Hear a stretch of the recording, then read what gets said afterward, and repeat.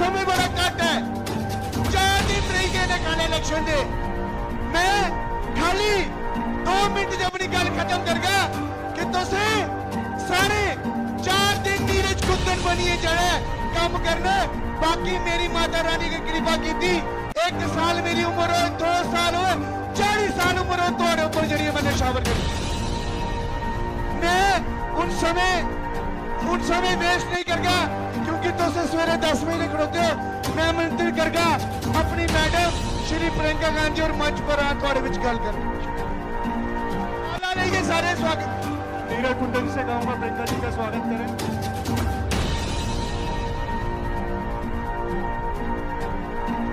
दोनों हाथों से तालियां बजाइए आप। प्रियंका गांधी, प्रियंका गांधी, प्रियंका गांधी,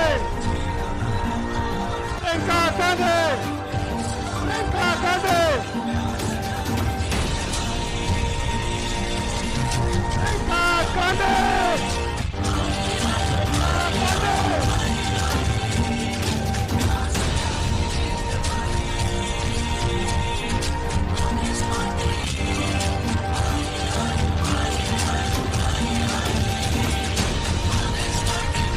आपको बेसब्री से इंतजार था। हमारी सामाजिक न्याय की प्रता, सामाजिक योद्धा आदरणीय प्रियंका गांधी जी को मैं आमंत्रित करता हूं बुलाने के लिए। जोरदार तालियों से आदरणीय प्रियंका जी का स्वागत कीजिए।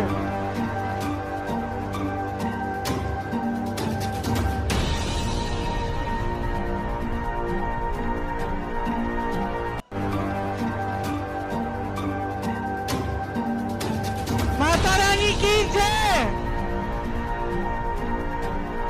बहुत दिल के पास है, दिल में रखती हूँ। यहाँ आकर इतनी खुशी हो रही है, मैं कैसे बताऊं। आपसे माफी मांगना चाहती हूँ, आपने इतना इंतजार किया।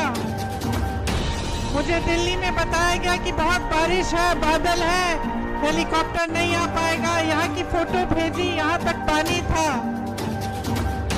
फिर 1-2 घंटे बाद कहा कि शायद मौसम साफ हो रहा है, तो मैंने कहा आने का प्रयास करते हैं।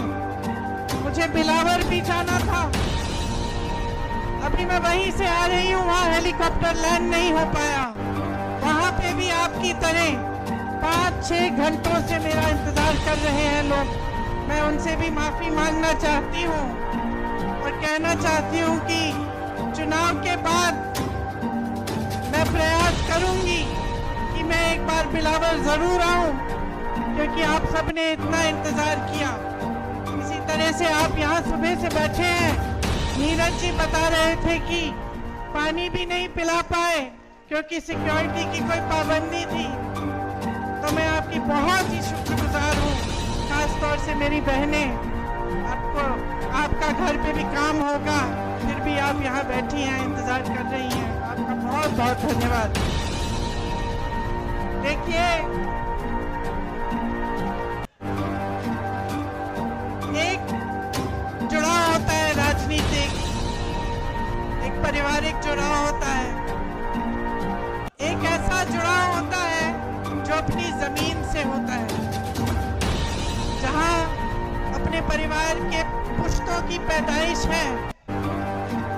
वो एक अलग बात होती है, वो एक लगाव होता है जो शायद लफ्जों में बताया भी नहीं जा सकता। जम्मू कश्मीर से मेरे परिवार के सदस्यों का यही जुड़ाव है, यही लगाव है।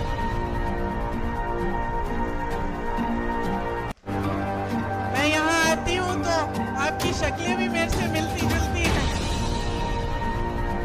काफी बार मैं देखती हूँ, गाड़ी से देखती हूँ या किसी से मिलती हूँ, कहती हूँ तो ऐसे लगता है कि मेरी बहन है।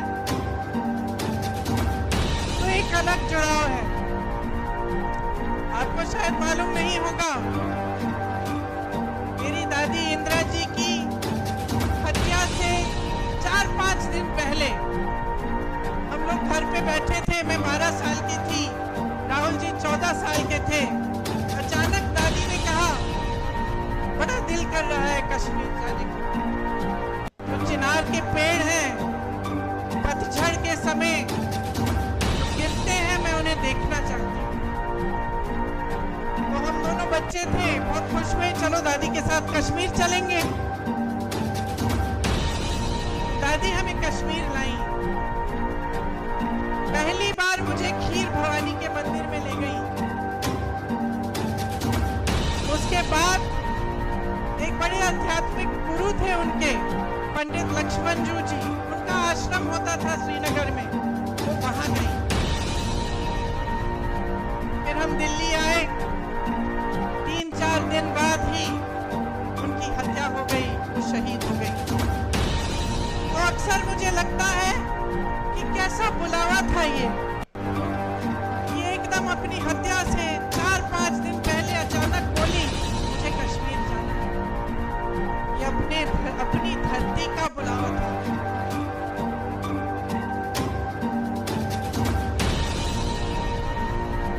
ये माता का बुलावा था कि वो खीर भवानी गई। पहली बार अपने दोनों पोती पोती को वहां ले गई। और उसके बाद से जब भी मैं श्रीनगर जाती हूँ, मैं जरूर खीर भवानी माता के यहाँ जाती हूँ और अपनी दादी को याद करती हूँ। दरअसल ये देश का शिखर है। प्रकृति ने आपको सब कुछ दिया, सुंदरता, संसाधन, बड़े बड़े आध्यात्मिक गुरु जो यहाँ से चले और सिर्फ अपने देश भर में नहीं लेकिन दूसरे देशों तक गए और धर्म की बात की, अमन चैन की बात की। आपके पास सब कुछ था, एक धार्मिक परंपरा, जैसे मैंने कहा, प्राकृतिक सुंदरता, संसाधन। और शायद ये दुनिया का तरीका है, दुनिया का स्वभाव है कि जब किसी के पास सब कुछ होता है तो जिसकी नीयत ठीक नहीं होती है वो उसे छीनने की कोशिश करता है, उसका इस्तेमाल करता है।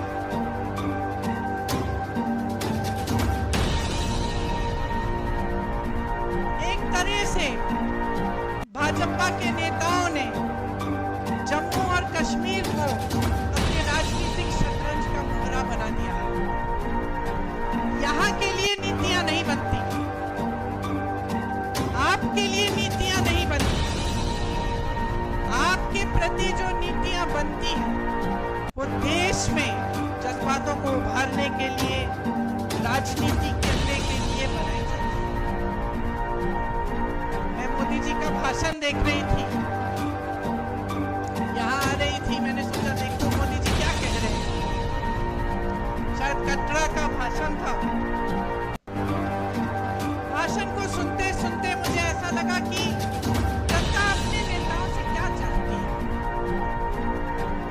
थोड़ी ईमानदारी, कम से कम थोड़ी तो होनी चाहिए, थोड़ी सी सच्चाई, एक कर्मठता, एक गंभीरता कि जनता की क्या समस्याएं हैं, ये नेता समझ रहे हैं कि नहीं समझ रहे हैं। और मुझे उस मोदी जी के भाषण में लगा गंभीरता ही नहीं दिखी।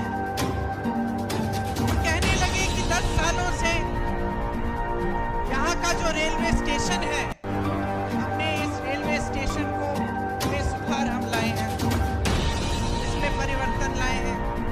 मैं सोच रही थी 10 सालों से आप प्रधानमंत्री रहे हैं, आप कटरा आके कह रहे हैं कि मैंने आपके रेलवे स्टेशन को सुधार कर दिया।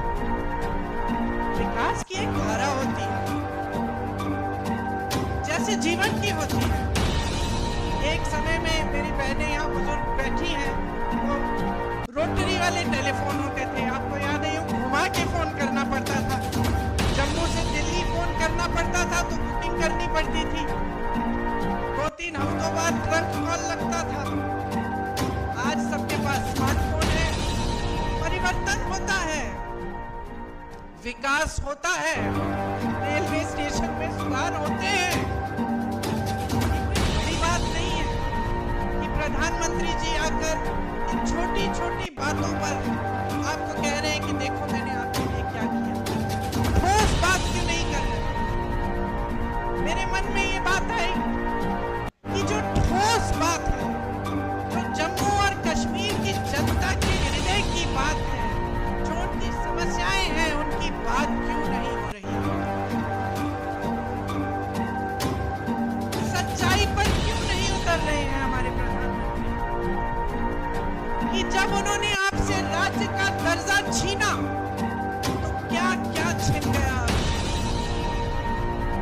रेलवे स्टेशन की बात करने से नहीं मिलेगा आपको वापस। वो ये कहने से कि मैंने जम्मू में आईफल टावर जैसा एक ब्रिज बनाया है, वो आपको वापस नहीं मिलेगा। वो आपका हक था और उस हक के जरिए आपको बहुत कुछ मिलता था। अपनी जमीन पर हक, रोजगार पर हक, छोटे कारोबारों को मजबूत बनाने का हक, वो सारा आज आपसे छिन गया है। एक एलजी है जो पूरा अपने हिसाब से अपनी मनमानी से राज कर रहे हैं।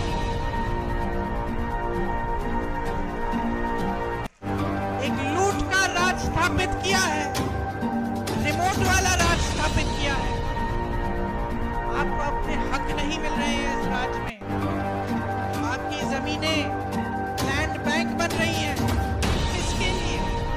आपके लिए, बड़े बड़े उद्योगपतियों के लिए, जो मोदी जी पूरे देश भर में स्थापित कर चुके हैं कि कुछ गिने चुने उद्योगपतियों को सब कुछ मिलेगा। वही आज जम्मू और कश्मीर में हो रहा है। यहाँ रिलायंस के रिटेल स्टोर खुल रहे हैं, लेकिन ये जो छोटी छोटी दुकानें हैं, जो आपकी दुकानें हैं, आपके छोटे बिजनेस हैं, उनको मारा जा रहा है। पहले नोटबंदी, फिर जीएसटी, और आज बड़ी बड़ी रिटेल वाले जो उद्योगपति हैं आपके बिजनेस को छीन रहे हैं। और आप कुछ कर नहीं पा रहे हैं क्योंकि आपकी अपनी सरकार नहीं है। नौकरियों का हक आपको मिलना चाहिए। यहाँ तमाम नौजवान खड़े हैं, मेरी बहनें मेहनत करके, परिश्रम करके बड़ा करती हूँ। मैं 52 साल की हूँ, मेरा बेटा 24 साल का है, मेरी बेटी 22 साल की है। क्या चाहते हैं हम अपने बच्चों के लिए? एक उज्जवल भविष्य चाहते हैं, कुछ बड़ी शान, शौहरत, पैसा, सत्ता नहीं। हम चाहते हैं कि खुश रहें, ईमानदारी से अपना काम करें और अपनी कमाई कर लें, अपने पैरों पे खड़े हो जाएं। ये आप भी चाहते हैं, इस मंच पे बैठे सारे नेता भी यही चाहते हैं। ये हक आपसे छीना क्यों जा रहा है? आज रोजगार के मामले में जम्मू और कश्मीर इतना पीछे क्यों पड़ गया? इतनी बेरोजगारी क्यों है? आप परवरिश करते हैं अपने बच्चों की, मेहनत करते हैं, उनको पढ़ाते हैं, लिखाते हैं। बच्चा भर्ती का पेपर देता है, पेपर लीक हो जाता है, पेपर दे भी देता है, मार्क्स भी आ जाते हैं, भर्ती नहीं होती। घोटाले पे घोटाले होते हैं। ऐसे बच्चे हैं जो 27-28 साल के हो जाते हैं, 30 साल की उम्र के हो जाते हैं नौकरी की इंतजार में। उनको खुद नहीं पता होता कि जब हमने भर्ती का इम्तिहान दे दिया है, हम पास भी हो गए, तो क्या हम इंतजार करें? हो सकता है 6 महीने में नौकरी मिल जाएगी, हो सकता है 2-3 महीने में नौकरी मिल जाएगी, तो बेचारे इंतजार करते रहते हैं। सोचते हैं कहीं और लग जाएंगे तो ये भर्ती निकल जाएगी, रह जाएंगे।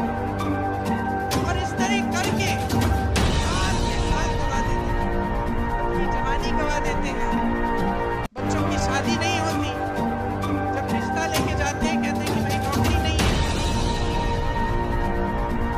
रिश्ते नहीं पक्के होते।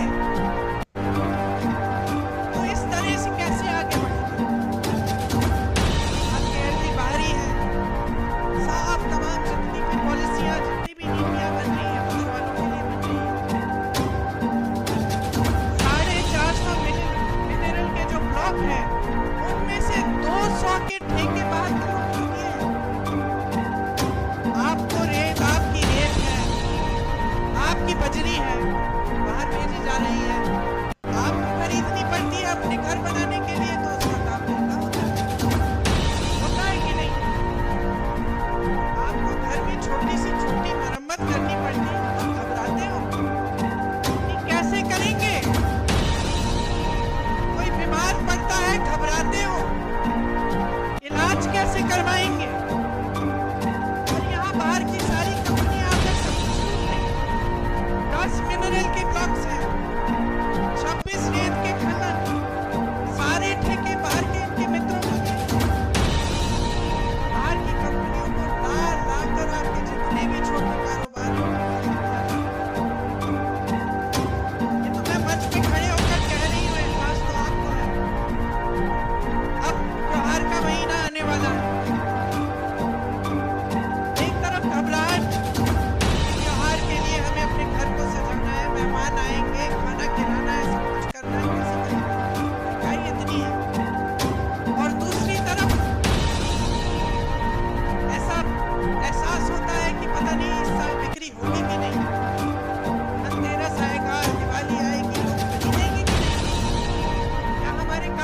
चल पाएंगे कि नहीं, ये आपकी असली समस्याएं हैं।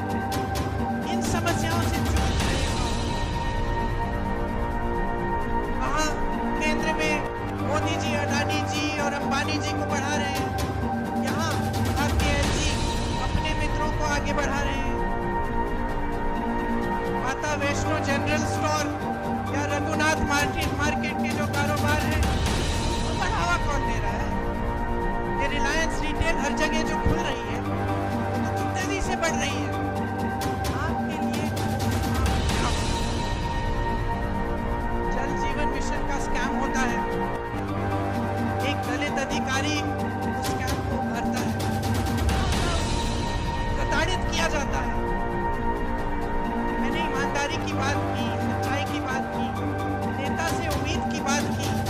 ये उम्मीद होती है ना कि अगर कोई अधिकारी ईमानदारी से बता दे कि भाई ये स्कैम हो रहा है, करोड़ों लूटे जा रहे हैं, तो आप उसका संरक्षण करें, उस स्कैम की जांच करें, उल्टा उसे प्रताड़ित किया जाता है।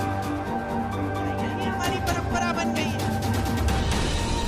क्या आज यही उम्मीद होनी चाहिए हमें अपने नेताओं से? आप सोचिए, आज भयंकर बेरोजगारी है। यहाँ जम्मू में 65% सरकारी पद खाली है। आप यहाँ बेरोजगार खड़े हो नौजवान, हाथ उठाकर अगर मैं पूछूं कि किस किस को सरकारी नौकरी मिली है, आप सब बोलेंगे नहीं मिली है। अभी जो चुनाव खत्म हुआ, उसमें हमने जब हम पूरे देश भर में घूमे, जहां जहां गए हमने पूछा भाई हाथ उठाओ, किस किस को रोजगार मिला है? एक हाथ नहीं उठता था। 10,000, 20,000, 50,000 की भीड़ में एक हाथ नहीं उठता। उल्टा क्या दिया जाता है आपको? नौजवानों को अग्निवीर जैसी स्कीम। ये हमारे जवान खड़े हैं, देश के लिए जीवन देने के लिए तैयार हैं।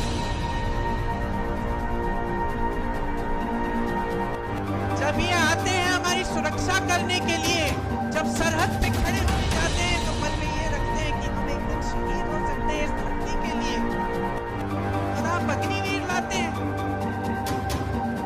कि बच्चा जाएगा, सरहद पे खड़ा होगा, सुरक्षा करेगा हमारे देश की, लेकिन शहीद हो जाएगा तो कुछ नहीं मिलेगा, उसके माँ बाप को पेंशन तक नहीं मिलेगा। और इसके लिए हम सारे विपक्षी दल लड़ रहे हैं, बार बार इन मुद्दों को उठाते हैं। इतना अहंकार है इस सरकार में, हमारे प्रधानमंत्री जी में, जानते हुए कि ये गलत स्कीम है, जानते हुए कि ये नौजवानों के लिए ठीक नहीं है, पीछे नहीं हटते। वो कहते नहीं है कि ठीक है, गलती हो गई, गलत स्कीम ले आए हम, इसको सुधार देते हैं।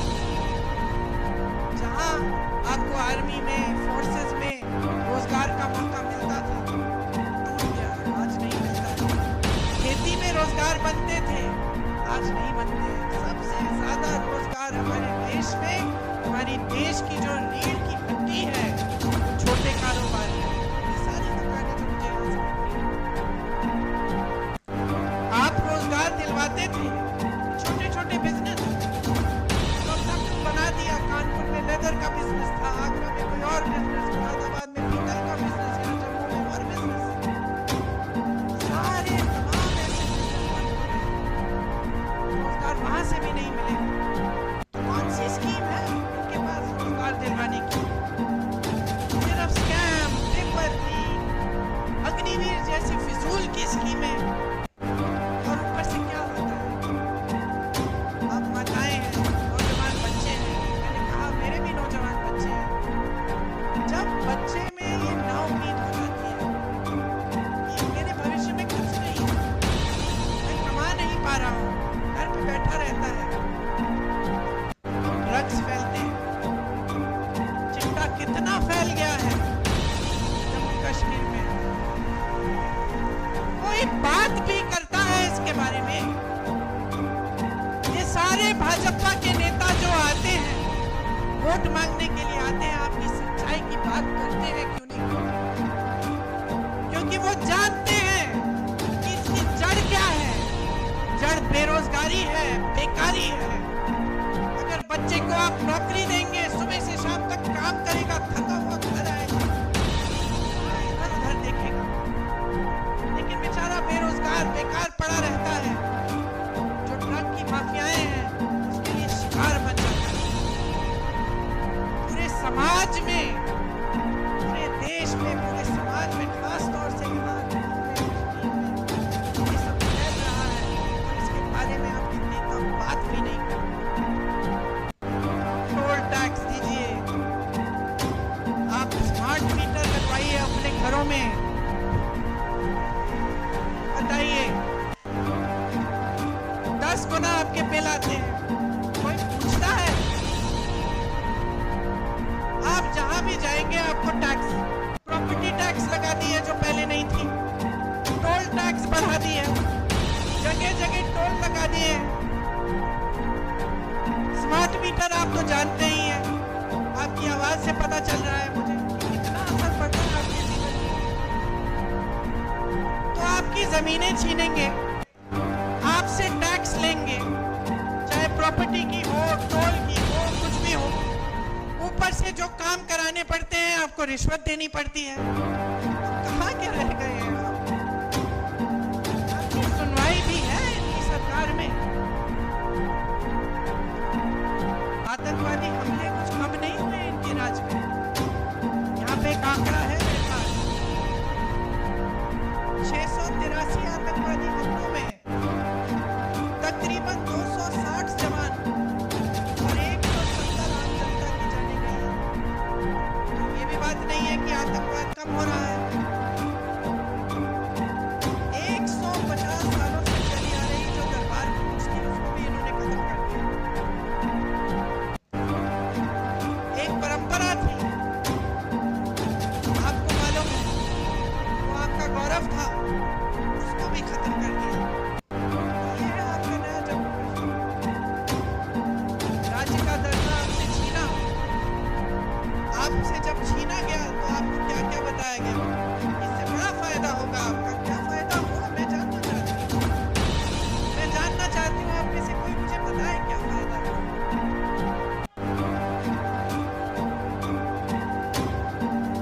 आपसे जो संविधान ने आपको जो सबसे बड़ा अधिकार दिया था, वोट का अधिकार, समानता का अधिकार, जो कबीर जी जैसे संतों ने, रविदास जी जैसे संतों ने जिसकी बात की थी, वो अधिकार, समानता का अधिकार कि भाई तुम में कोई फर्क नहीं है, सब समान हो, ये अधिकार हमारे संविधान में गड़ा हुआ है। ये अधिकार छीना आपसे कि इतने सालों के लिए आप वोट तक नहीं दे पाए। क्या उम्मीद रख सकते हैं आप इन लोगों से? सब छीना है, सब लूटा है। मंच पर आते हैं, मैं प्रधानमंत्री के भाषण की बात कर रही थी, 45 मिनट में से 20 मिनट तो मेरे परिवार पे उन्होंने व्यक्त किए। अब आप मुझे बताओ, अगर मैं यहाँ आकर 20 मिनट के लिए सिर्फ आपको ये सुनाऊं कि मोदी जी का परिवार ऐसा है, वैसा है, आपको क्या लगेगा?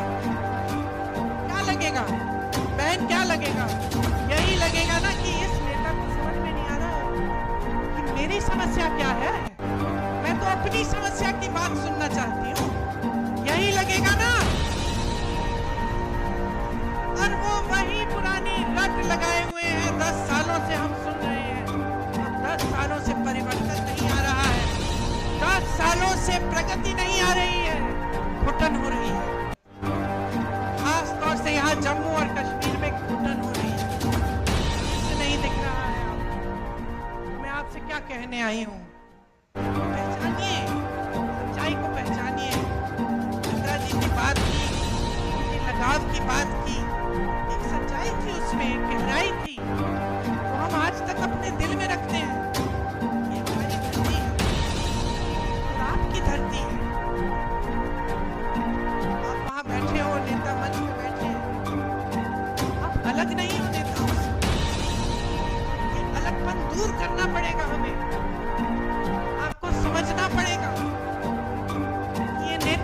बनाए हैं।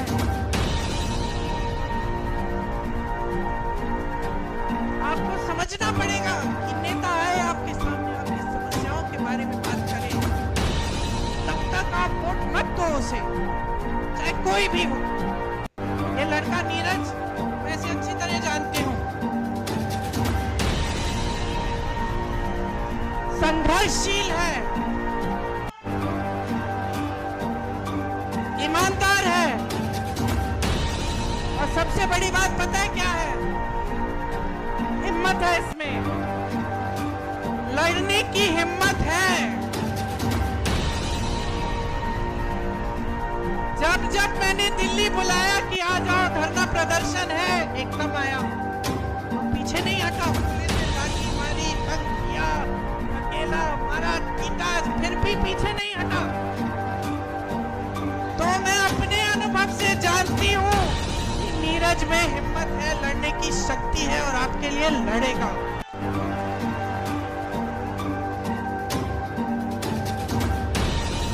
यहाँ की जो आपकी परंपरा है, महाराजा हरि सिंह जी की जो परंपरा थी, उन्होंने क्या किया? स्वास्थ्य की सुविधाएं देने की, पाठशालाएं बनाई। ये आपकी परंपरा है, सेवा की परंपरा है।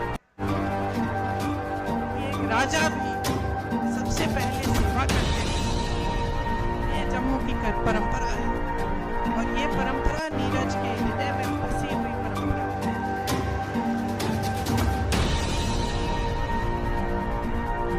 मैं आपसे कहने आई हूं कि नीरज को आगे बढ़ाओगे तो आप अपने भविष्य को मजबूत करोगे। नौजवान है मगर समझदार है, इसमें वो विवेक है जो हर नेता में होना चाहिए कि जनता सर्वोपरि है, मेरे से बड़ी है, ये समझते हैं।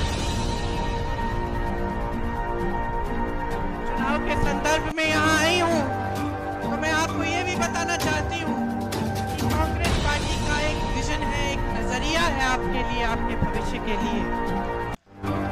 हम आपके राज्य का जो दर्जा है वो आपको वापस देना चाहते हैं। मुझे हंसी आई, देश के गृह मंत्री जी ने एक भाषण दिया यहाँ आकर कि भाई राज्य का दर्जा वापस चाहिए तो हमें वोट देना पड़ेगा। अरे जब छीना आपने है,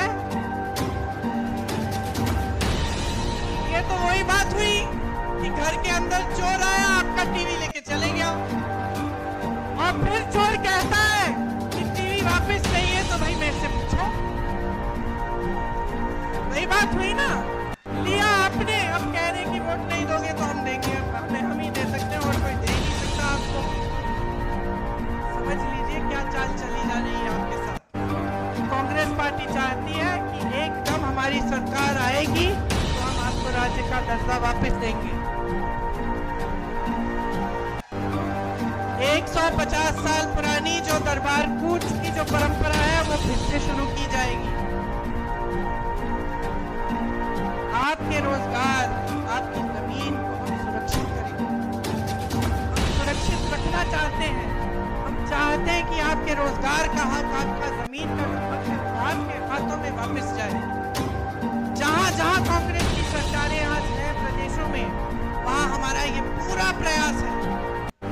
हम पेपर लीक के लिए एक जॉब कैलेंडर निकालना चाहते हैं और सख्त से सख्त कार्रवाई करना चाहते हैं अगर कोई पेपर लीक हो, ताकि जॉब कब मिलेगा, पेपर कब होगा, रिजल्ट कब आएगा, ये सब पहले से निर्धारित हो। समस्याएं हैं, ये नेता समझ रहे हैं कि नहीं समझ रहे हैं। और मुझे उस मोदी जी के भाषण में लगा कि उनका नेता ही नहीं दिखी। कहने लगे कि 10 सालों से यहाँ का जो रेलवे स्टेशन है, हमने इस रेलवे स्टेशन को में सुधार हम लाए हैं, इसमें परिवर्तन लाए हैं। मैं सोच रही थी 10 सालों से आप प्रधानमंत्री रहे हैं, आप कटरा आके कह रहे हैं कि मैंने आपके रेलवे स्टेशन में सुधार कर दिया। विकास की एक धारा होती है जैसे जीवन की होती है।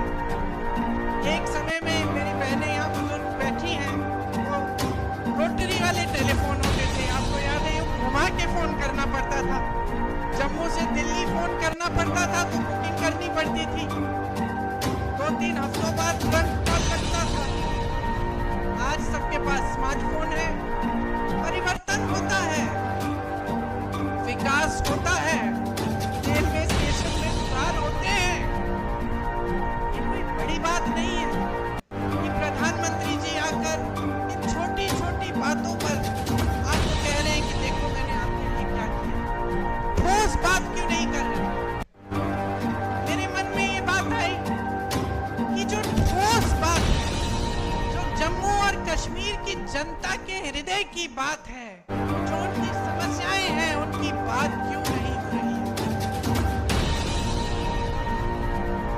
सच्चाई पर क्यों नहीं उतर रहे हैं हमारे प्रधानमंत्री?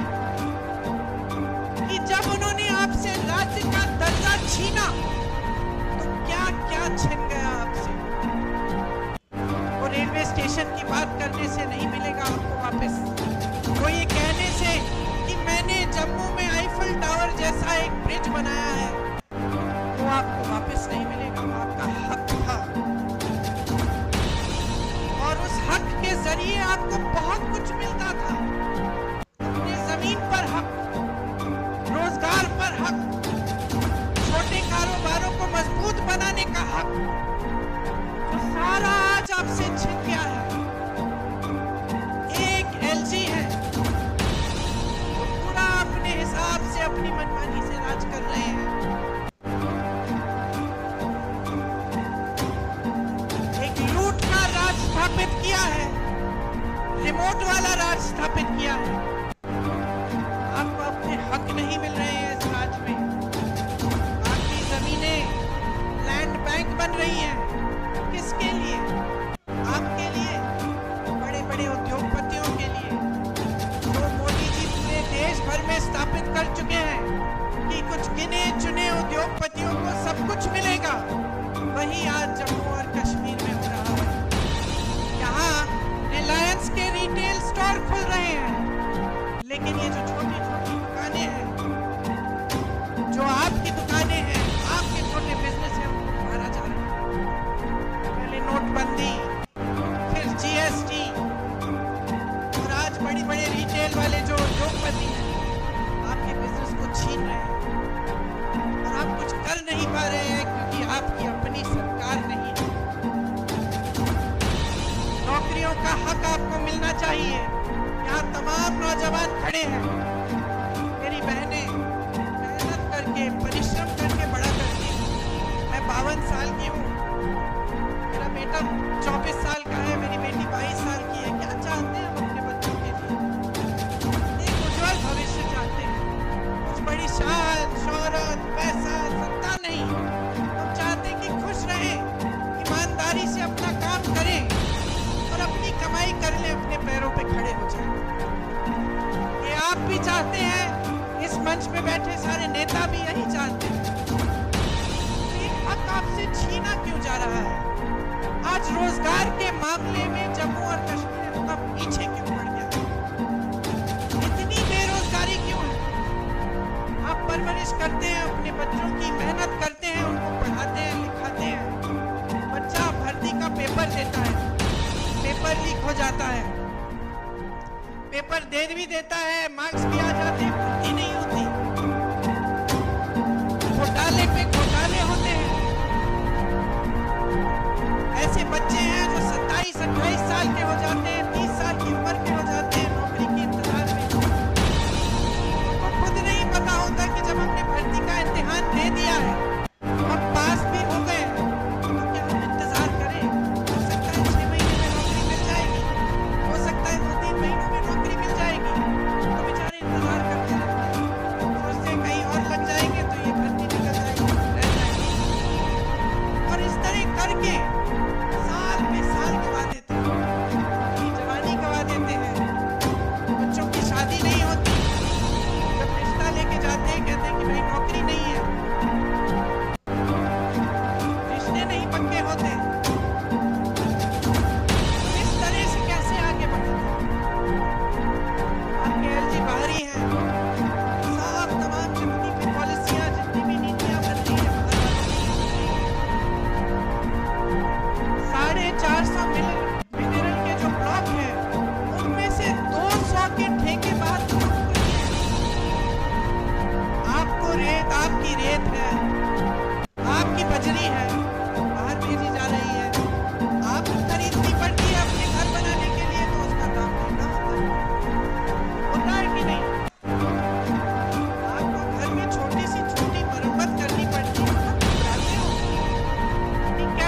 करवाएंगे? कोई बीमार पड़ता है, घबराते हो, इलाज कैसे करवाएंगे? और यहाँ बाहर की सारी कंपनी आकर सब कुछ लूट रही है। 10 मिनरल के ब्लॉक्स हैं, 26 रेत के खनन, सारे ठेके बाहर के इनके मित्रों को दिए गए हैं। बाहर की कंपनियों को ला कर आपके जितने भी छोटे कारोबार हैं, ये तो मैं मंच पे खड़े होकर कह रही हूँ, एहसास तो आपको है।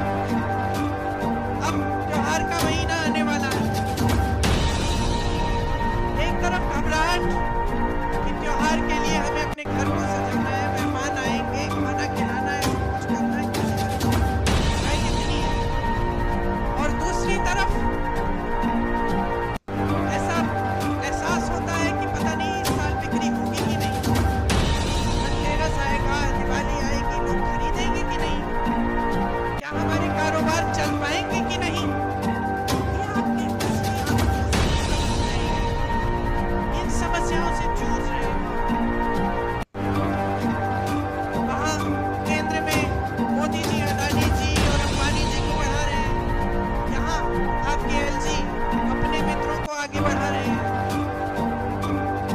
माता वैष्णो जनरल स्टोर या रघुनाथ मार्केट के जो कारोबार हैं, उनको बढ़ावा कौन दे रहा है? ये रिलायंस रिटेल हर जगह जो खुल रही है, तेजी से बढ़ रही है, आपके लिए ठोस काम क्या हो रहा है?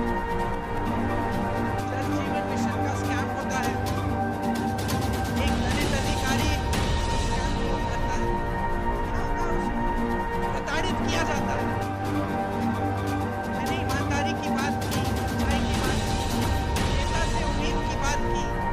ये उम्मीद होती है ना कि अगर कोई अधिकारी ईमानदारी से बता दे कि भाई ये स्कैम हो रहा है, करोड़ों लूटे जा रहे हैं, तो आप उसका संरक्षण करें, उस स्कैम की जांच करें, वरना उसे प्रताड़ित किया जाता है। ये हमारी परंपरा बन गई है। क्या आज यही उम्मीद होनी चाहिए हमें अपने नेताओं से? आप सोचिए, आज भयंकर बेरोजगारी है। यहाँ जम्मू में 65% सरकारी पद खाली है।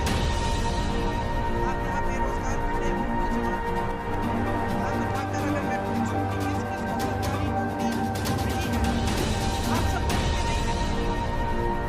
अभी जो चुनाव खत्म हुआ, उसमें हमने जब पूरे देश भर में घूमे, जहाँ जहाँ गए, हमने पूछा भाई हाथ उठाओ, किस किस को रोजगार मिला है? एक हाथ नहीं उठा, एक हाथ नहीं उठा। क्या दिया जाता है आपको? नौजवानों को अग्निवीर जैसी स्कीम।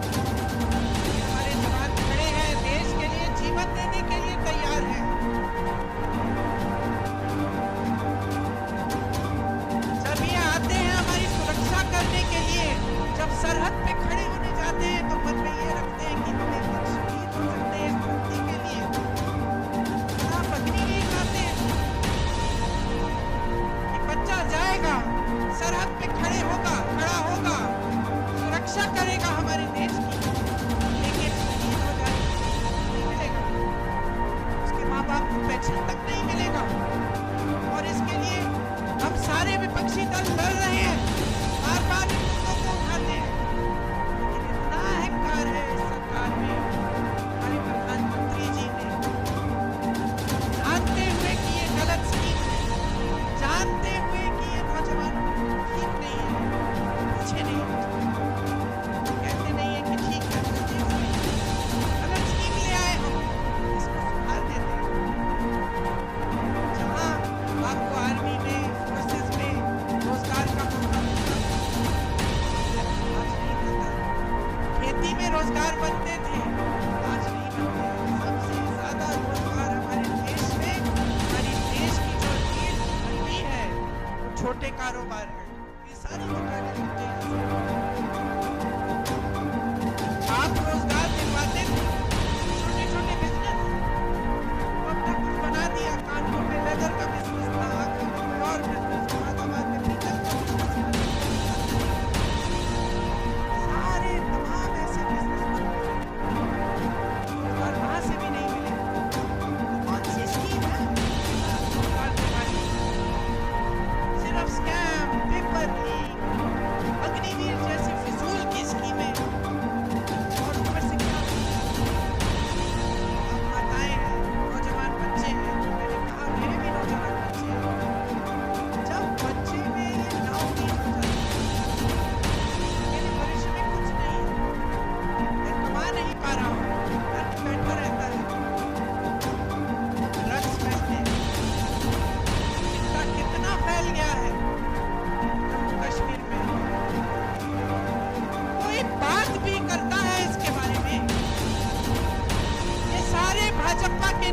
जो आते हैं वोट मांगने के लिए आते हैं, आपकी सच्चाई की बात करते हैं क्यों नहीं? क्योंकि वो जानते हैं कि इसकी जड़ क्या है। जड़ बेरोजगारी है, बेकारी है। अगर बच्चे को आप नौकरी देंगे, सुबह से शाम तक काम करेगा, थका हुआ घर आएगा, इधर उधर देखेगा, लेकिन बेचारा बेरोजगार बेकार पड़ा रहता है। जो ड्रग की माफियाएं हैं उसके लिए शिकार बन जाता है। पूरे समाज में, पूरे देश में, पूरे समाज में खासतौर से ये सब फैल रहा है और इसके बारे में आप इतनी तो बात भी नहीं करते। आप टोल टैक्स दीजिए, आप स्मार्ट मीटर लगवाइए अपने घरों में। बताइए 10 गुना आपके बिल आते हैं, कोई पूछता है? आप जहां भी जाएंगे आपको टैक्स, प्रॉपर्टी टैक्स लगा दी है जो पहले नहीं थी, टोल टैक्स बढ़ा दी है, जगह जगह टोल लगा दिए। स्मार्ट मीटर आप तो जानते ही हैं, आपकी आवाज से पता चल रहा है कितना असर पड़ रहा है आपके जीवन में। तो आपकी जमीनें छीनेंगे, आपसे टैक्स लेंगे, चाहे प्रॉपर्टी की हो, टोल की हो, कुछ भी हो। ऊपर से जो काम कराने पड़ते हैं आपको रिश्वत देनी पड़ती है। कहाँ के रह गए हैं? आपकी सुनवाई भी है इनकी सरकार में। आतंकवादी हमले कुछ कम नहीं हुए इनके राज में। यहाँ पे एक आंकड़ा है मेरे पास, 683 आतंकवादी हमलों में तकरीबन 260 जवान और 170 आम जनता की जानें गई हैं। ये भी बात नहीं है कि आतंकवाद कम हो रहा है। 150 सालों से चली आ रही जो दरबार कूच थी उसको भी इन्होंने खत्म कर दिया। एक परंपरा थी, आपको मालूम है, वो आपका गौरव था, उसको भी खत्म कर दिया। ये है आपका नया जम्मू। राज्य का दर्जा आपसे छीना। आपसे जब छीना गया तो आपको क्या क्या बताया गया? इससे बड़ा फायदा होगा। आपका क्या फायदा हुआ मैं जानना चाहती हूँ। मैं जानना चाहती हूँ आप में से कोई मुझे बताए क्या फायदा हुआ?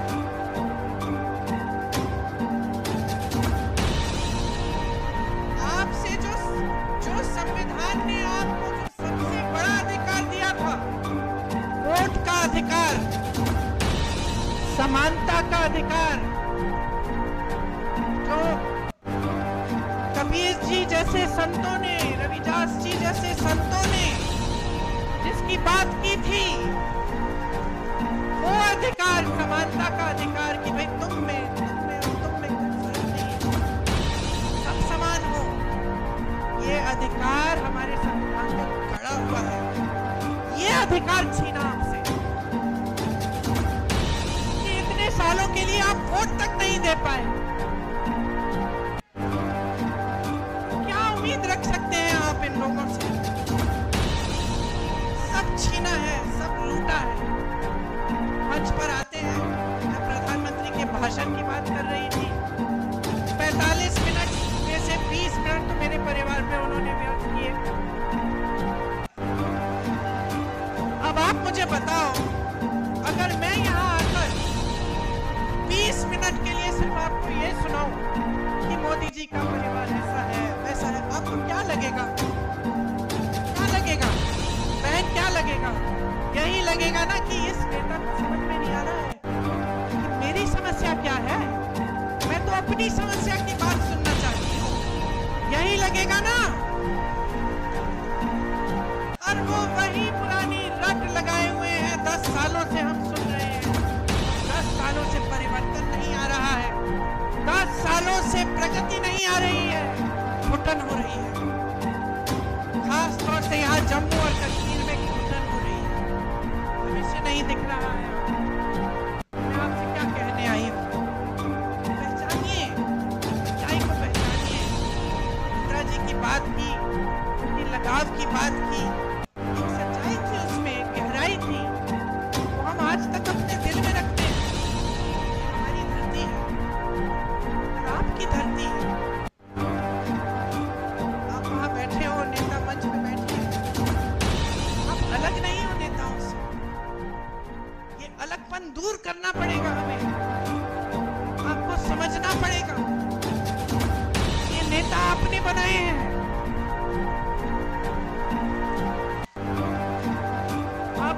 समझना पड़ेगा कि नेता आए आपके सामने आपकी समस्याओं के बारे में बात करे, तब तक आप वोट मत दो उसे, चाहे कोई भी हो।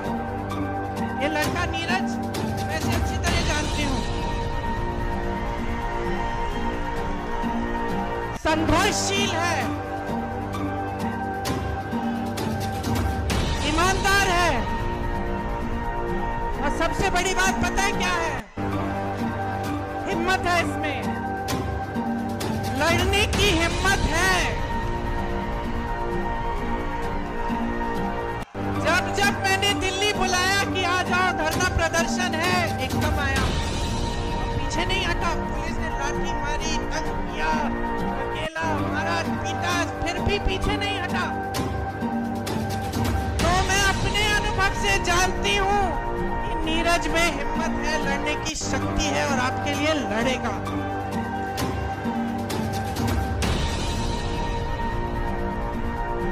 यहाँ की जो आपकी परंपरा है, महाराजा हरि सिंह जी की जो परंपरा थी, उन्होंने क्या किया? स्वास्थ्य की सुविधाएं देने की कोशिश की, पाठशालाएं बनाई। ये आपकी परंपरा है, सेवा की परंपरा है। एक राजा सबसे पहले सेवा करते थे, ये जम्मू की परंपरा है, और ये परंपरा नीरज के हृदय में बसी हुई परंपरा है।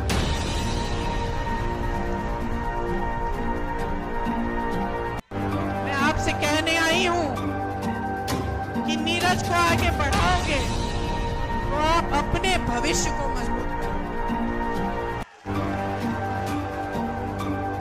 नौजवान है मगर समझदार है, इसमें वो विवेक है जो हर नेता में होना चाहिए कि जनता सर्वोपरि है, मेरे से बड़ी है, ये समझते हैं।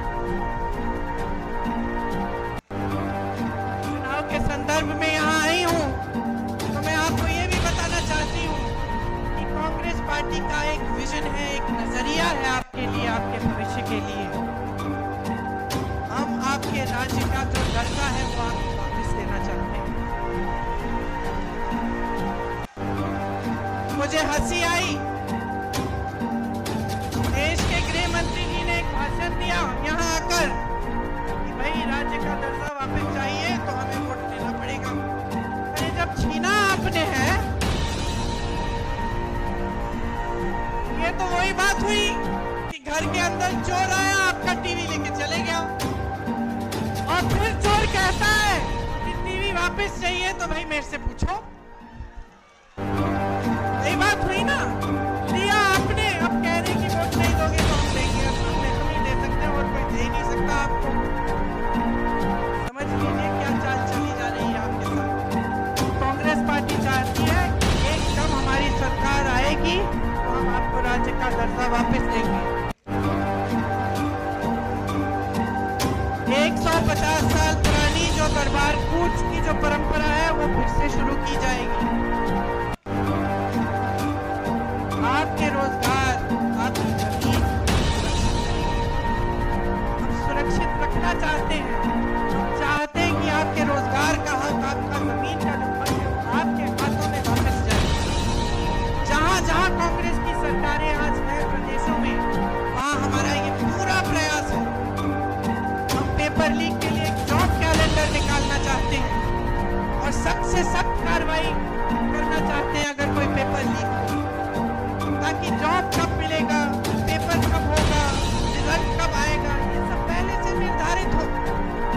और इसके साथ कोई इधर उधर करने की कोशिश करे अधिकारी तो उस पर सख्त कार्रवाई हो। खाली पड़े 1 लाख पदों को हम एकदम भरना चाहते हैं।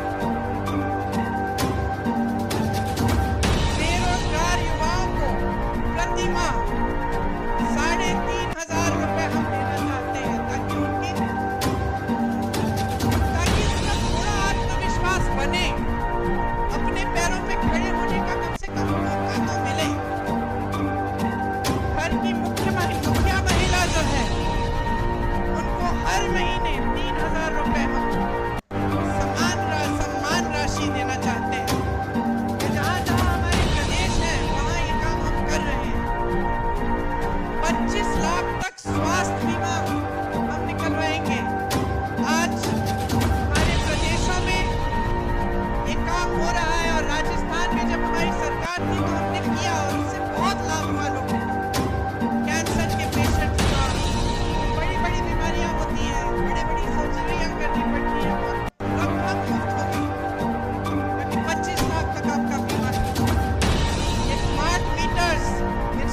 करने पर रोक लगेगी। घरेलू और कमर्शियल उपभोक्ताओं के जो पेंडिंग बिल हैं वो हम माफ करवाएंगे।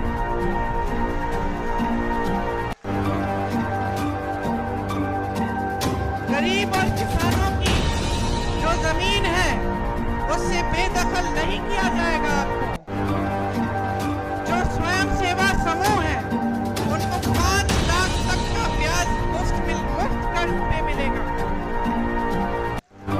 ओबीसीज को संविधान के अनुसार अपना पूरा हक मिलेगा।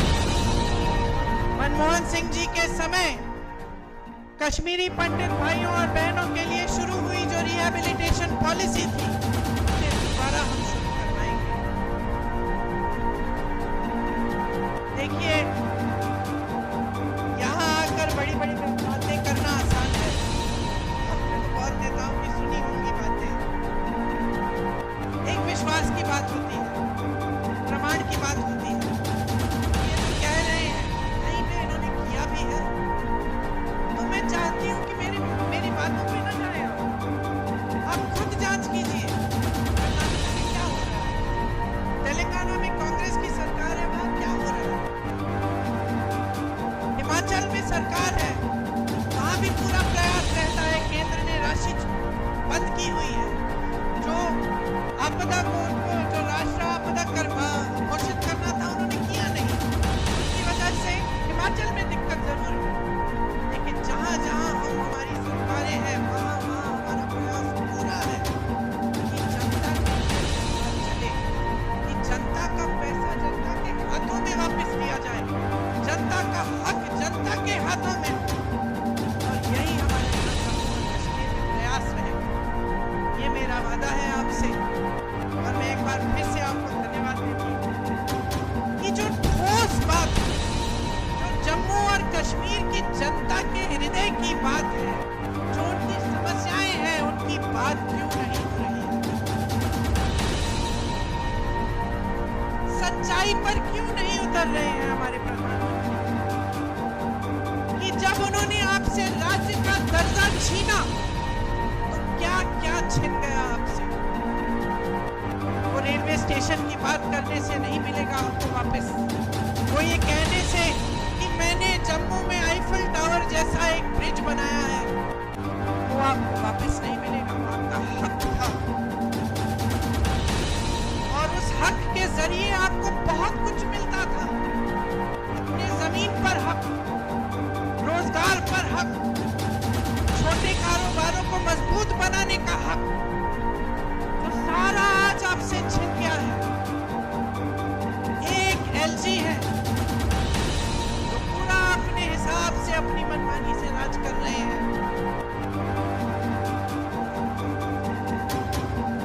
एक लूट का राज स्थापित किया है, रिमोट वाला राज स्थापित किया है। आपको अपने हक नहीं मिल रहे हैं इस राज में। आपकी जमीनें लैंड बैंक बन रही हैं। किसके लिए? आपके लिए, बड़े बड़े उद्योगपतियों के लिए, जो मोदी जी पूरे देश भर में स्थापित कर चुके हैं कि कुछ गिने चुने उद्योगपतियों को सब कुछ मिलेगा। वही आज जम्मू और कश्मीर में हो रहा है। यहाँ रिलायंस के रिटेल स्टोर खुल रहे हैं, लेकिन ये जो छोटी छोटी दुकानें हैं, जो आपकी दुकानें हैं, आपके छोटे बिजनेस हैं, उनको मारा जा रहा है। पहले नोटबंदी, फिर जीएसटी, और आज बड़ी बड़े रिटेल वाले जो उद्योगपति हैं आपके बिजनेस को छीन रहे हैं। और आप कुछ कर नहीं पा रहे हैं क्योंकि आपकी अपनी सरकार नहीं है। नौकरियों का हक आपको मिलना चाहिए। यहाँ तमाम नौजवान खड़े हैं। मेरी बहनें मेहनत करके, परिश्रम करके बड़ा करती हूँ। मैं 52 साल की हूँ, मेरा बेटा 24 साल का है, मेरी बेटी 22 साल की है। क्या चाहते हैं हम अपने बच्चों के लिए? एक उज्जवल भविष्य चाहते हैं। कुछ बड़ी शान, शौहरत, पैसा, सत्ता नहीं। हम चाहते हैं कि खुश रहें, ईमानदारी से अपना काम करें और अपनी कमाई कर लें, अपने पैरों पे खड़े हो जाएं। ये आप भी चाहते हैं, इस मंच पे बैठे सारे नेता भी यही चाहते हैं। ये हक आपसे छीना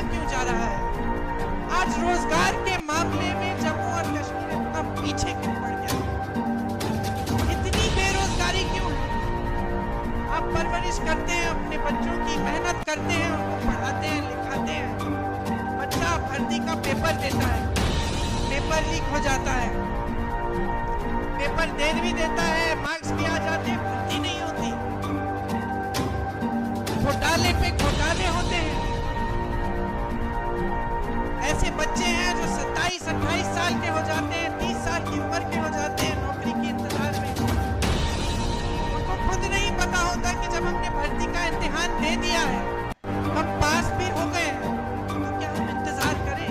हो सकता है 6 महीने में नौकरी मिल जाएगी, हो सकता है 2-3 महीनों में नौकरी मिल जाएगी, तो बेचारे इंतजार करते रहते हैं, सोचते हैं कहीं और लग जाएंगे तो ये भर्ती निकल जाएगी, रह जाएगी। और इस तरह करके साल पे साल गवा देते हैं, अपनी जवानी गवा देते हैं। बच्चों की शादी नहीं होती, जब रिश्ता लेके जाते हैं कहते हैं कि भाई नौकरी नहीं है, रिश्ते नहीं पक्के होते। तो इस तरह से कैसे आगे बढ़ेंगे? आपके एलजी बाहरी है, साफ तमाम जितनी भी पॉलिसियां, जितनी भी नीतियां बन रही है बाहर वालों के लिए बन रही है। 450 मिनरल के जो ब्लॉक है, उनमें से 200 के ठेके बाहर को दिए। आपको रेत, आपकी रेत है, आपकी बजरी है, बाहर भेजी जा रही है, आपको खरीदनी पड़ती है अपने घर बनाने के लिए, तो उसका दाम महंगा होता है कि नहीं? आपको घर में छोटी सी छोटी मरम्मत करनी पड़ती है, आप घबराते हो कि कैसे करेंगे? कोई बीमार पड़ता है, घबराते हो, इलाज कैसे करवाएंगे? और यहाँ बाहर की सारी कंपनियां आकर सब कुछ लूट रही हैं। 10 मिनरल के ब्लॉक्स हैं, 26 रेत के खनन, सारे ठेके बाहर के इनके मित्रों को दिए गए। बाहर की कंपनियों को ला कर आपके जितने भी छोटे कारोबार हैं, ये तो मैं मंच पे खड़े होकर कह रही हूँ, एहसास तो आपको है। अब त्योहार का महीना आने वाला है, एक तरफ घबराहट कि त्योहार के लिए हमें अपने घर को सजाना है, मेहमान आएंगे, खाना खिलाना है, सब कुछ करना है, कैसे करेंगे? इतनी है। और दूसरी तरफ ऐसा एहसास होता है कि पता नहीं इस साल बिक्री होगी कि नहीं, धनतेरस आएगा, दिवाली आएगी, लोग खरीदेंगे कि नहीं, क्या हमारे कारोबार चल पाएंगे कि नहीं? ये आपकी समस्याएं हैं, इन समस्याओं से जूझ रहे हो। वहां केंद्र में मोदी जी, अडानी जी और अंबानी जी को बढ़ा रहे हैं, यहाँ आपके एलजी अपने मित्रों को आगे बढ़ा रहे हैं। माता वैष्णो जनरल स्टोर या रघुनाथ मार्केट के जो कारोबार है, उनको बढ़ावा कौन दे रहा है? ये रिलायंस रिटेल हर जगह जो खुल रही है, तेजी से बढ़ रही है, आपके लिए ठोस काम क्या हो रहा है? जल जीवन मिशन का स्कैम होता है, एक दलित अधिकारी उस स्कैम को भरता है, क्या होता है? उसमें प्रताड़ित किया जाता है। मैंने ईमानदारी की बात की, सच्चाई की बात की, नेता से उम्मीद की बात की। ये उम्मीद होती है ना कि अगर कोई अधिकारी ईमानदारी से बता दे कि भाई ये स्कैम हो रहा है, करोड़ों लूटे जा रहे हैं, तो आप उसका संरक्षण करें, उस स्कैम की जांच करें, वरना उसे प्रताड़ित किया जाता है। यही हमारी परंपरा बन गई है। क्या आज यही उम्मीद होनी चाहिए हमें अपने नेताओं से? आप सोचिए, आज भयंकर बेरोजगारी है। यहाँ जम्मू में 65% सरकारी पद खाली है। आप यहाँ बेरोजगार खड़े हो, नौजवान, हाथ उठाकर अगर मैं पूछूं कि किस किस को सरकारी नौकरी मिली है, आप सब बोलेंगे नहीं मिली है। अभी जो चुनाव खत्म हुआ, उसमें हमने हम पूरे देश भर में घूमे, जहां जहां गए हमने पूछा भाई हाथ उठाओ,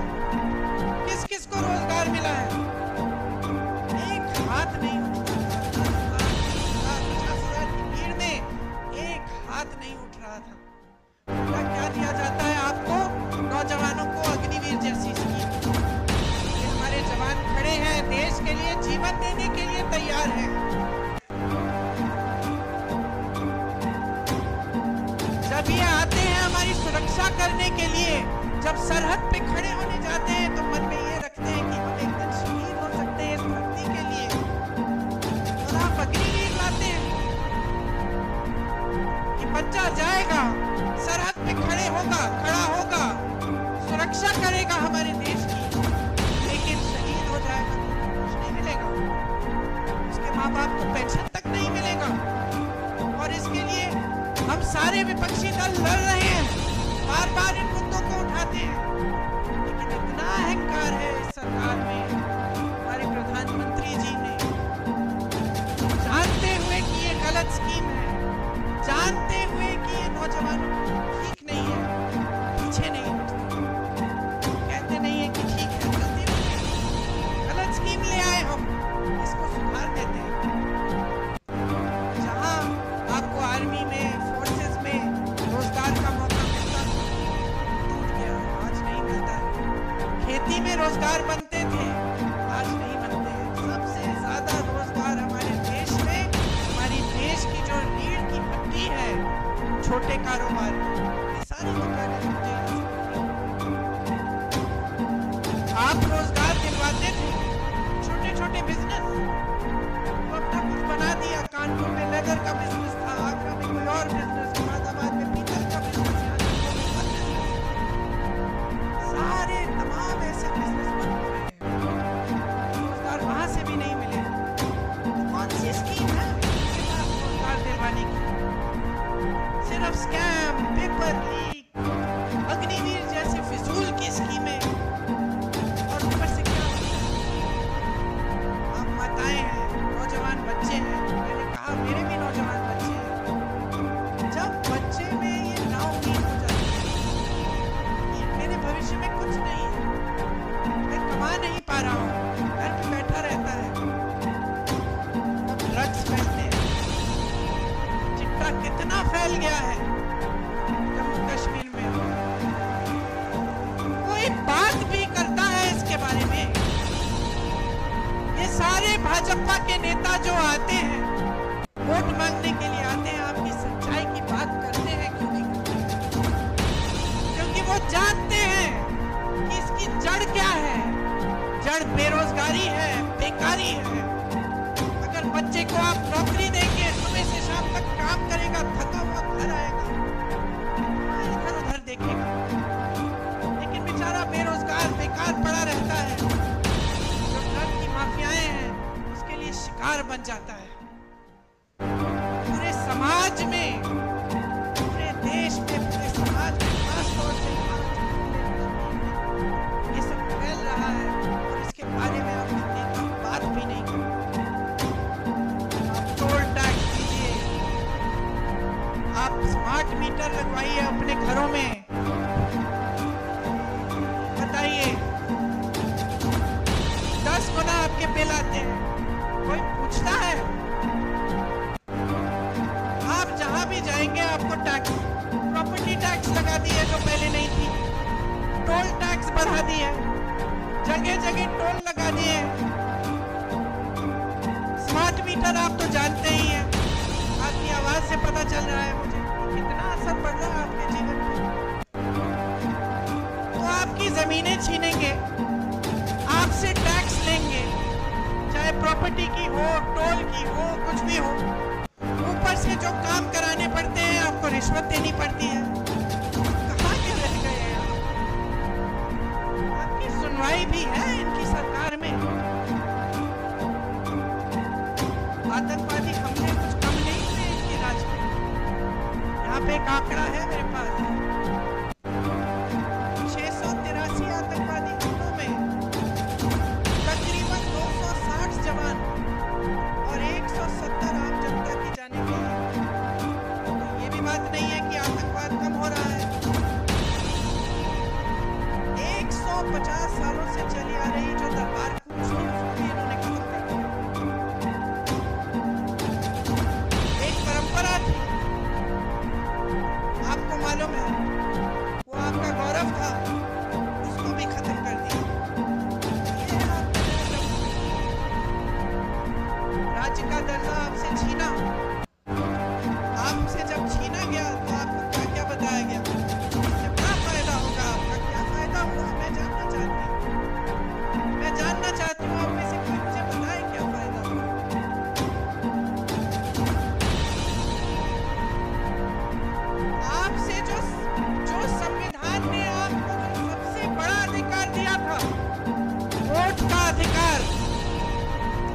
समानता का अधिकार जो कबीर जी जैसे संतों ने, रविदास जी जैसे संतों ने जिसकी बात की थी, वो अधिकार, समानता का अधिकार कि भाई तुम में और तुम में सब समान हो, ये अधिकार हमारे संविधान में खड़ा हुआ है। ये अधिकार छीना आपसे। कि इतने सालों के लिए आप वोट तक नहीं दे पाए, क्या उम्मीद रख सकते हैं आप इन लोगों से? सब छीना है, सब लूटा है। मंच पर आते हैं, मैं प्रधानमंत्री के भाषण की बात कर रही थी, 45 मिनट में से 20 मिनट तो मेरे परिवार पे उन्होंने व्यर्थ किए। अब आप मुझे बताओ, अगर मैं यहाँ आकर 20 मिनट के लिए सिर्फ आपको ये सुनाऊं कि मोदी जी का परिवार ऐसा है, वैसा है, आपको क्या लगेगा? क्या लगेगा बहन, क्या लगेगा? यही लगेगा ना कि इस नेता को समझ में नहीं आ रहा है कि मेरी समस्या क्या है। मैं तो अपनी समस्या की बात सुनना चाहती हूँ, यही लगेगा ना। और वो वही पुरानी रट लगाए हुए हैं, 10 सालों से हम सुन रहे हैं और 10 सालों से परिवर्तन नहीं आ रहा है, 10 सालों से प्रगति नहीं आ रही है, घुटन हो रही है। खासतौर से यहाँ जम्मू और कश्मीर में घुटन हो रही है, भविष्य नहीं दिख रहा है। मैं आपसे क्या कहने आई हूँ, पहचानिए, सच्चाई को पहचानिए। इंदिरा जी की बात की, उनकी लगाव की बात की, एक सच्चाई थी उसमें, गहराई थी, तो हम आज तक अपने दिल में रखते हैं। ये हमारी धरती है और आपकी धरती है। आप वहां बैठे हो, नेता मंच पर बैठे हैं, आप अलग नहीं हो नेताओं से। ये अलगपन दूर करना पड़ेगा हमें, आपको समझना पड़ेगा ये नेता आपने बनाए हैं।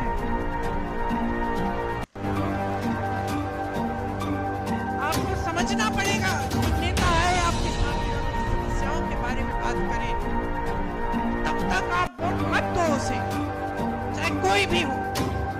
ये लड़का नीरज वैसे अच्छी तरह जानते हो, संघर्षशील है, ईमानदार है, और सबसे बड़ी बात पता है क्या है? हिम्मत है इसमें, लड़ने की हिम्मत है। जब जब मैंने दिल्ली बुलाया कि आ जाओ धरना प्रदर्शन है, एकदम आया और पीछे नहीं हटा। पुलिस ने लाठी मारी, तंग किया, अकेला मारा, पीटा, फिर भी पीछे नहीं हटा। तो मैं अपने अनुभव से जानती हूँ कि नीरज में हिम्मत है, लड़ने की शक्ति है और आपके लिए लड़ेगा।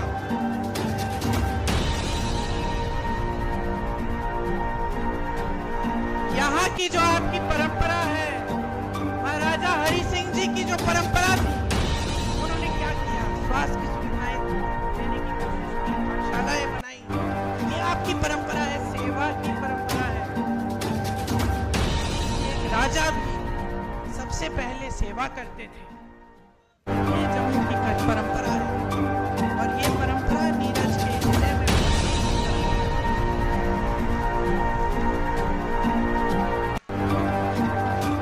मैं आपसे कहने आई हूं कि नीरज को आगे बढ़ाओगे तो आप अपने भविष्य को मजबूत बनाओगे।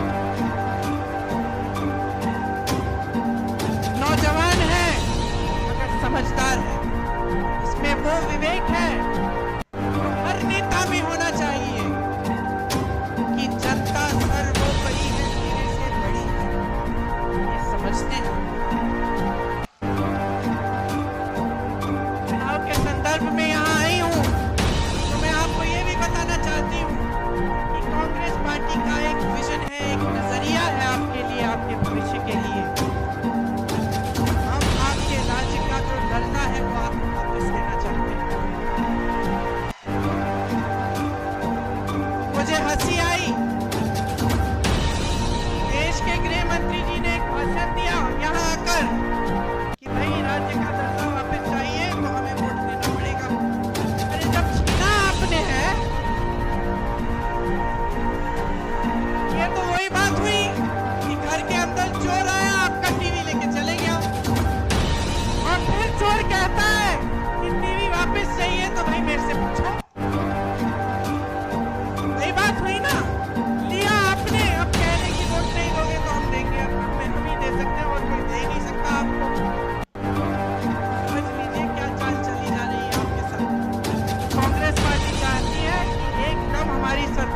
आएगी तो हम आपको राज्य का दर्जा वापस देंगे।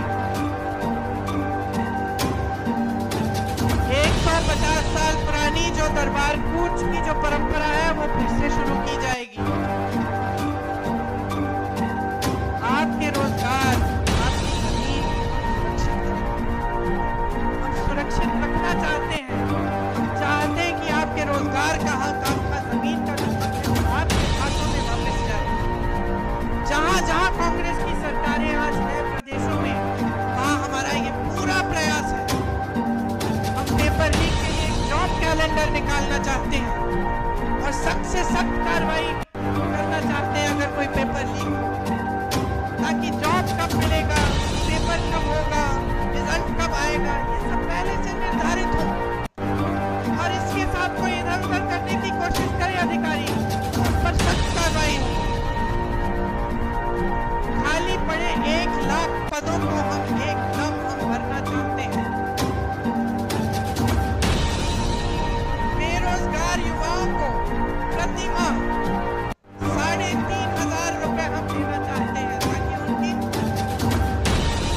ताकि उनका थोड़ा आत्मविश्वास बने, अपने पैरों पे खड़े होने का कम से कम मौका तो मिले।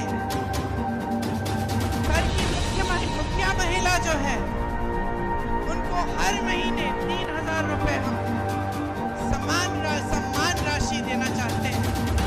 जहां जहां हमारे प्रदेश है वहां ये काम हम कर रहे हैं। 25 लाख तक स्वास्थ्य बीमा हम निकलवाएंगे। आज हमारे प्रदेशों में ये काम हो रहा है और राजस्थान में जब हमारी सरकार थी तो हमने किया और उससे बहुत लाभ हुआ लोगों को। कैंसर के पेशेंट्स का, बड़ी बड़ी बीमारियां होती हैं, बड़ी बड़ी सर्जरियां करनी पड़ती हैं, वो लगभग मुफ्त हो गई क्योंकि 25 लाख तक आपका बीमा था। ये स्मार्ट मीटर्स इंस्टॉल करने पर रोक लगेगी। घरेलू और कमर्शियल उपभोक्ताओं के जो पेंडिंग बिल हैं वो हम माफ करवाएंगे।